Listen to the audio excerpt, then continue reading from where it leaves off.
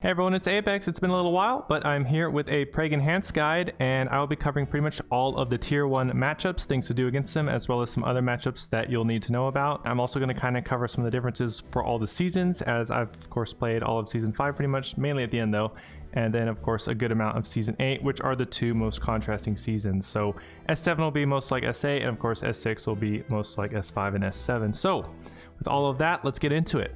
So first, starting off with the Shadow Priest Rogue. Now this is your favorite tier 1 matchup to run into. This comp has an extremely hard time beating Enhanced Preg. I'm pretty sure rank 1s would probably be losing to like Duelist Preg Enhances because they can make so many mistakes, and the sub and the Shadow Priest have to play so hard and so well to even have really a fair chance. Like even if they play extremely well and the Preg Enhanced makes some mistakes, it feels like it's 50-50. With this comp, they're almost always going to go on your Shaman, or at the very least start on the Shaman. So you're going to want to start off with a shield on. They're going to sap the Pally. The Priest is going to stay back, so the sap's pretty much inevitable. And then the Pally, after the sap, they're going to pretty much open the cheap shot on the Shaman. You have to trinket sack, or else the pressure is going to get too high. They're going to get too much going. Maybe get a Shadow Dance resap on you. So you have to trinket sack at the very beginning. Now, there's one trick that a lot of people don't know about that you can do, and I've had some success with it, which is to do your bad sack first. That is not Divine Sacrifice, but the Hand of Sacrifice. You put that on your teammate, and then the Priest will try to dispel it, because the Rogue will be like, get rid of the sack so that I can blind. And then once the Priest gets the sack off with his dispel, then the Rogue will typically go right over and blind.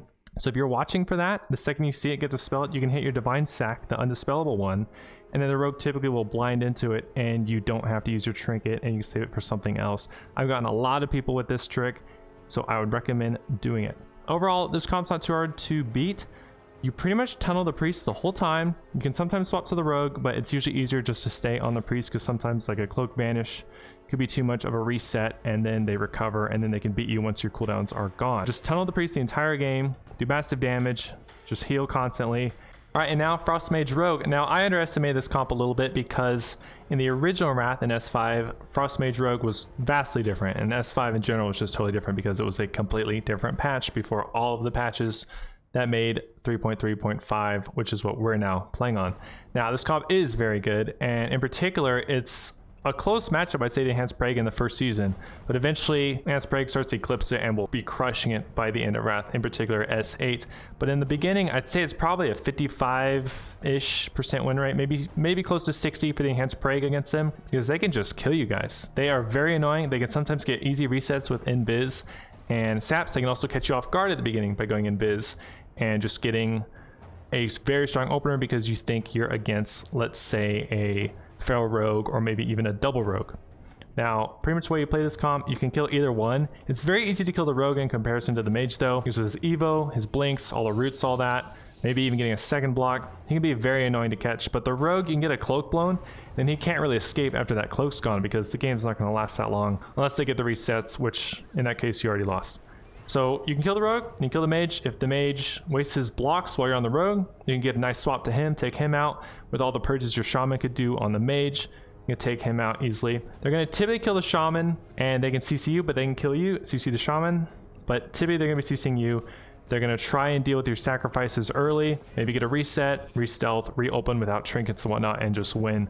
So you really got to be very cognizant of if they're trying to get cooldowns out of you, and you have to use them correspondingly. You can't just pop tons of cooldowns. Otherwise, they can just use invisibility to get a reset. Maybe they open on you with a Shadow Dance and they get like a trinket, or maybe trinket, lust or something. And then they just reset, reopen with a sap, and then they don't have to deal with that. And then they can kill you much easier.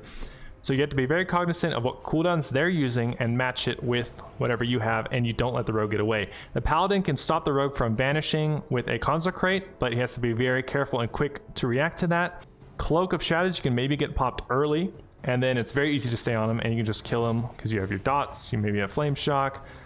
Very easy to kill a Rogue when you're hitting him. All right, and now for the most infamous comp in all of Wrath, the Aged Pally Warrior. Now, I do think they're the weakest in the first season as compared to the rest, in particular S8, when they really are the true monsters, when they have all that PvE gear available. In the first season, all they had was Betrayer of Humanity for their best weapon, which has no armor pin. It's kind of a fast speed. It has haste, which is terrible for warriors, so they really didn't even have a great weapon. The rage generation wasn't amazing, and of course their armor pin was low, so their damage was nothing like it is later. By the end of Wrath, Enhanced Preg has a losing matchup for sure. However, it's not awful because the Preg has so much healing from their 46% crit chance. So they constantly are getting their procs and getting their crit heals. Now in the first season, they definitely have a winning matchup against H-Power Warrior, which has been a pleasant surprise to me. And I'd say it's probably a 55-60% win rate against them because the Warrior is pretty much the whole time just trying to peel off typically the Pally, but sometimes the Enhance. And with Freedoms and the Frost Shock root plus Judgment of Justice, you can keep that Warrior pretty slowed as you're constantly chasing the Pally. And you really got to stay on him and be very cognizant of that. Now you can global the Pally or get him to pop his bubble very easily by getting a lot of burst coordinated, getting him low with the double rocket glove, exorcism, and whatever you can get from your Shaman. Maybe you get a Windfree proc or Storm Strike, whatever. Once you get bubble going, you just go full defensive. Shaman, if they're on the Shaman, he throws on shield healer weapon, and it's just healing both of you. If they're on the Pally, or if they're on your Pally, then the Shaman will just throw on the healer weapon, hit the Warrior, and start healing the Pally up. The second the bubble's gone, you got to make sure you're close to the Pally because he'll be trying to kite away from you guys as you have no gap closer, and the Warrior will be trying to slow you with his slows and roots and stuns. So you want to stay on the Pally as much as possible. You can lose very easily if you don't watch your positioning, and you have to chase him down. But once the bubble's gone, a couple cooldowns, Shaman spamming Purge to keep SS off, you can just kill him and you heal through the Warrior's damage. If the pressure's getting too high, typically if it's like Dallas Sewers or Negron, with the help of your Shaman doing Frost Shock roots, and then the Pally doing Judgment of Justice, he can get the procs to heal off that, and then Freedom away some charges around like a pillar or boxes. And the matchup isn't awful. Now at 6, it'll get a little worse, I think, because that 252 sword from, I think, General Vzax will be absolutely scary on a Warrior. And sometimes it might burst you down with like a sword proc. But also the crit chance goes up on a Preg, so they heal for more. So the matchup will still be close to even, but I think possibly with the Bisc-geared Warriors, they might finally start having a winning matchup versus him. But we'll see. And the S7, pretty much the same story. They don't have amazing gear, but it's probably going to be close to 50-50, and then by the end, it will be a bad matchup for the enhanced Preg, but not awful. And now I'm going to go over both of these comps because they're very similar, and that is your Disc Priest Feral Druid and your Resto Shaman Feral Druid. Now, Ferals in particular have been an absolute nightmare for me in Season 5. I really don't remember them being this strong. I knew they'd be good. I did rank Disc Priest Feral in particular in Tier 1, but I didn't think they'd be this strong. I feel like they're pretty much the best comp in the game. I haven't played it though in this season. I haven't played it actually in any of that comp, so I don't know exactly how it stands against all the matchups, of course. But I do think it's extremely strong, in particular against Paladins, because you get a lot of pressure going, and the Ferals do disgusting damage. I mean, I feel like they do the most disgusting damage because it's so hard to prevent it. And even if you're kiting him, and you're able to kite him well, get a lot of healing without MS, they can still just shred you down to nothing very quickly. The bleeds tick super hard, and they're very annoying with their instant clones, pretty good defensively. And then the priest is able to just MD your bubble, you die. I mean, if they get that bubble, you lose like no matter what. And they're almost always going to get more pressure on you than you can on them because you're going to have to go through a lot of cooldowns, a lot of defensives, go through the priest trinket, pain sup, and of course desperate prayer, and then all the CC that comes between fears, clones, bashes, maims, pounce, all that. And then just hard casting clones, which even if your shaman's really on top of things, you might get CC'd a little bit, or maybe some sort of good coordination by them can prevent him from getting the shears on the clones. And really, I do think this is a pretty bad matchup in S5, and I think it'll probably be overall bad for most of Wrath. Not horrible though, you definitely can win, but I think it's a losing matchup. I'd say it's probably 40% win rate for the enhanced Preg. Even though they don't have MS, the pressure the Feral's doing is so gross, it just really is unhealable. Even if you're able to kite, even if you're able to prevent the 0.4 second master spells and you're able to get a full bubble reset heal to full, both people, they still just do so much damage and can live for a while. So that comp I think is a little scarier than the Resto Shaman one, but the Resto Shaman one is also amazing. The Resto Shaman seems to way quicker though, so sometimes you just win from them ooming versus the Disc Priest. It takes a long time to them in comparison. Now for the Resto Shaman variant, oh, and I should mention, you are training the healer in both of these matchups pretty much the whole time. Sometimes you can swap the Feral, maybe if they position real far, or if they somehow waste cooldowns early and you swap to them later. It's very hard to kill the Feral. They can kite, hit Bear Form whenever they feel like it. Barkstone's up all the time, although you can purge it, but with all the priest trash buffs, it's hard to purge that off, and then SI and all the stuff they have. So you train the healer the whole time, you gotta be real careful with the MD, but what's scary about the Resto Shaman variant, with Purge, Lust, and the Wind Shear, it can be very hard for you to get hard casted heals off at any point. So you're really having to rely on your insta heals, and with Purge constantly going off on you, and sometimes that Lust with a lot of CC from them, like clones on your Shaman, prevents you from getting healing off because you have no buffs, and then your Art of Wars maybe are even getting dispelled, and it's pretty brutal. I really think both these matchups are losing matchups. I think though the Resto Shaman Feral isn't as bad just because they can't MD your bubble, which is just an auto loss essentially against all of the Feral discs.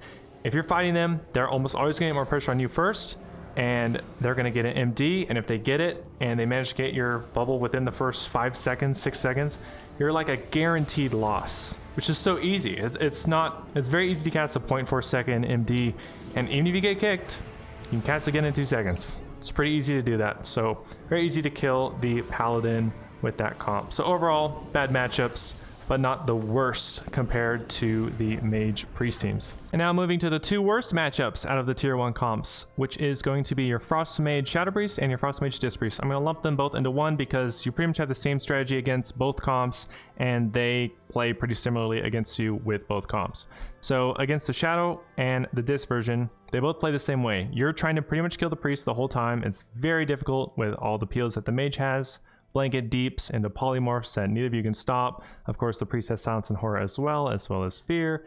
All the roots are very annoying. You can't really go the Mage for the simple reason that if they have Ice Armor on, you're constantly getting slowed and rooted, and it's so easy for them to kite you, and then the Shadow can just pump massive damage. It's also much harder to kill the Mage if he uses his blocks right, because just one 10-second ice block stops all your pressure. Priest heals it up because no MS, and then they get more CC going, and you just lose. And then he might have another ice block.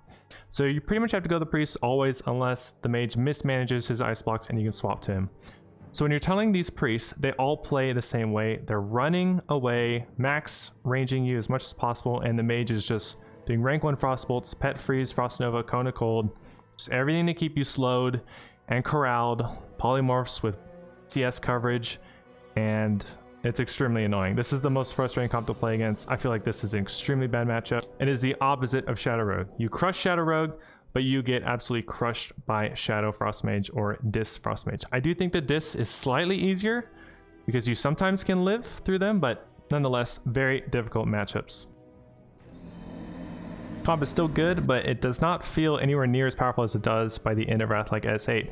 In S8, basically Ret and Hunter has so much armor pin on the Hunter that they have like a 50-60% armor pin, tons of crit chance. I think it's like a 50% crit chance, and the Ret of course does massive damage, especially if they have a Shadowmourne. So the burst they do is absolutely scary, and they can just get free wins sometimes with the burst.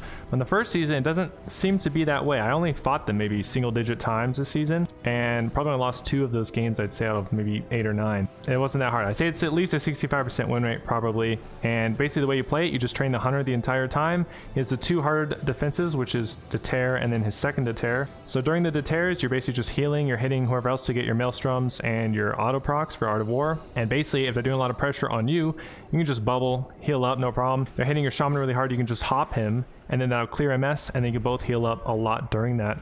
Their Paladin, on the other hand, can't really hop the Hunter because you can purge it off. You can also purge off the sack very quickly. So you can kill the Hunter pretty easily, and you can take out the snakes with the Red Aura, and of course Magma Totem / Fire Nova and Consecrate. All right, now for another very common matchup, and I'm going to go over both variants of it. It is your Disc Priest with your Sub Rogue, and your Disc Priest with your Assassination Rogue. Now, this comp surprised me at how strong both of these variants were, especially the Assassination one. I did think the Assassination one was going to be decent, but nowhere near as good as it actually is. Let's go over first the Sub Rogue Disc Priest. You're pretty much the whole time going to be killing the Priest, and sometimes you can go on the Rogue. However, the Sub can really shut you down, kite a lot, do his Shadow Step shenanigans. If you're on like Blade's Edge, you can't jump down to go after him because he can just Shadow Step you right as you go down.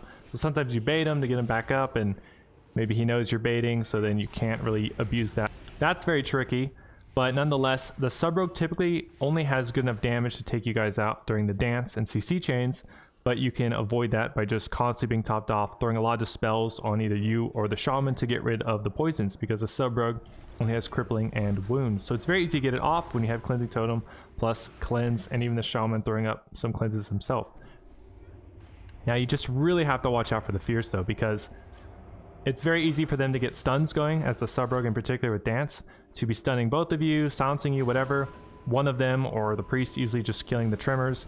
And if they get double fears and your shaman can't trinket it, or maybe you have to bubble it, which might bite you later, and then that happens twice in the game where you can't get out of it, you can just lose. If they get a full fear on both of you, you can't get out, then you're gonna get full sapped, and then whoever isn't being attacked is going to die almost always. They can 100 to 0 in a CC chain very easily. It doesn't have to be a long one. They have Shadow Dance, Priest, and the Rogue locking down one guy, killing him.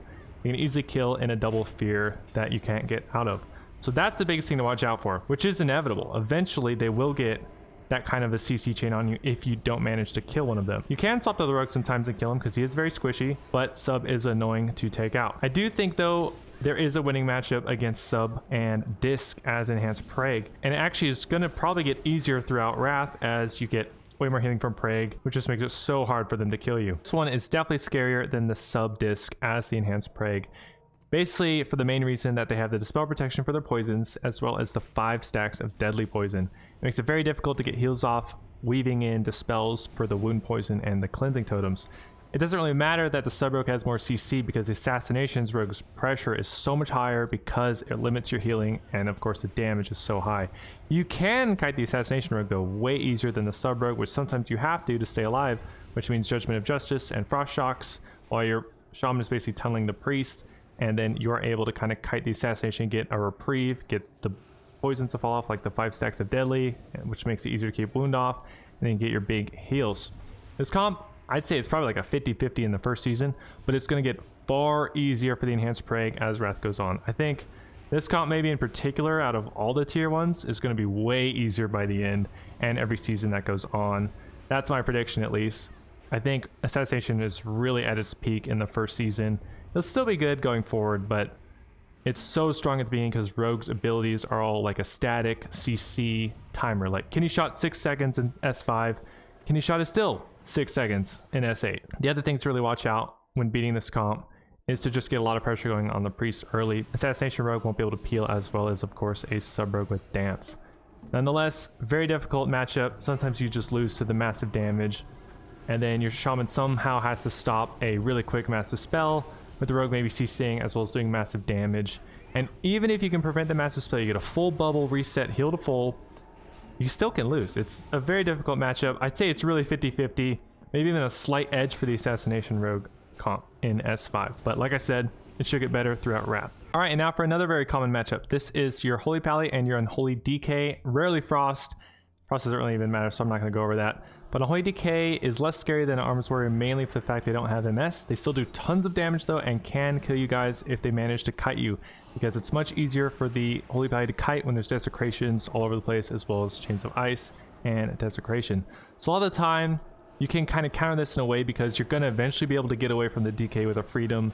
And then if your Shaman's very pro, he can throw a grounding down, Riser getting away, and he predicts a Death Grip is coming. And of course you can be dispelling Chains of Ice constantly, just watch for it the second it pops up, dispel it, and you can get to the Paladin. Now, positioning is important, of course, because of this. And if you get in a position, let's say on the ground or sewers like the boxes or the pillars, they can really cut you pretty hard with Desecration. And you're not hitting the Pally at all, you really don't want to be hitting the DK because you're not going to kill him, and he can absorb so much damage. When you do get on him with an AMS or whatever, you can just lose because you lose all your tempo.